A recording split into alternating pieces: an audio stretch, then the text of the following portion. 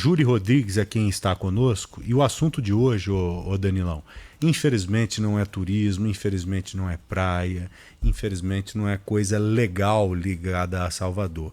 É algo que atinge o Brasil inteiro. A fome, né, Danilo? Você viu isso, né, meu Eu amigo? vi. Um levantamento triste, mas que mostra a realidade. E através da realidade, a gente tem condição de se mexer. Quando falamos em insegurança alimentar, como a Júlia vai abordar aqui no nosso jornal, isso traduzido significa fome. Pessoas que passam fome. E o pior, Júlia, esse levantamento mostra pra gente que há uma insegurança muito grande alimentar, principalmente nas casas em que há crianças. Crianças aí de até 4 anos de idade, ou seja, numa fase mais do que essencial para a formação do corpo do cidadão como um todo, para a formação cerebral, para que tudo ali acabe se formando de uma forma interessante, você precisa de várias coisas, dentre elas nutrientes. Esse levantamento é estarrecedor, não, Júlio? Muito boa tarde. Exatamente, Joel e Danilo, muito boa tarde para vocês, boa tarde para todos que sintonizam a Rádio Bandeirantes.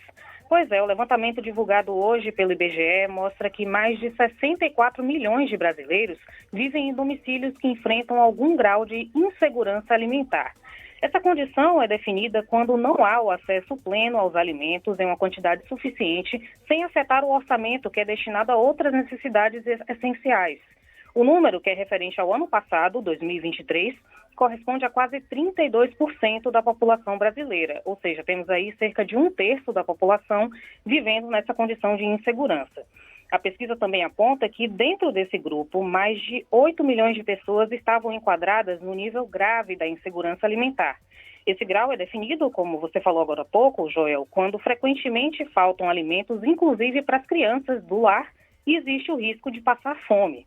Segundo o IBGE, embora o país ainda tenha um grande volume de pessoas nessa situação, o quantitativo é menor do que o registrado entre 2017 e 2018, quando o cenário era observado nas casas de quase 10 milhões de pessoas.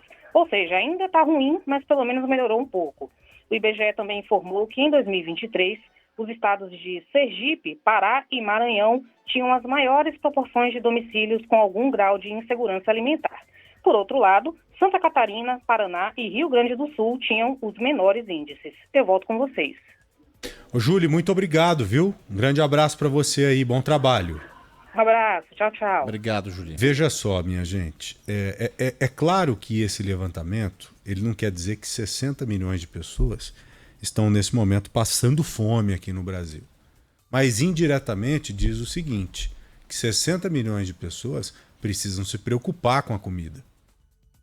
É como se você tivesse a comida ali na sua despensa e para essa semana e na semana que vem você não sabe o que vai fazer. Você não tem o dinheiro ali na hora, você pode até conseguir o dinheiro, mas você não sabe se você vai ter a grana para comprar o alimento para repetir aquela semana em que você e a sua família conseguiram comer. Então não deixa de ser preocupante pra caramba você saber que milhões de pessoas, infelizmente, têm que ficar ali pensando se vai conseguir comer no mês que vem ou na semana que vem ou não. Isso é triste. E do outro lado da moeda nós temos sim pessoas passando fome. As pessoas que não têm comida, que comem um pouquinho hoje, vão comer um outro pouquinho amanhã quando tem, quando consegue. É um universo muito menor, mas é um universo real quando falamos de Brasil, quando falamos de países que vivem dificuldades sociais. Gente que não tem o que comer mesmo e que acaba até morrendo de fome. Agora, esse universo de 60 milhões em um país tão rico como o Brasil, isso é inaceitável, né? E comer é o básico do básico do básico. Você se alimenta para sobreviver e depois você vai pensar em outras coisas. Você vai pensar em viver mesmo.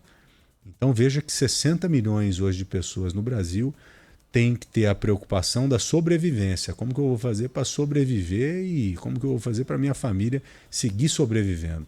Isso não é legal. E tem uma outra coisa também extremamente preocupante e terrível ao mesmo tempo no Brasil, quando falamos de comida ou falta de comida, que não é a realidade para muita gente, graças a Deus, mas que é a realidade de centenas de pessoas, de milhares de pessoas, que é a fome de nutrientes.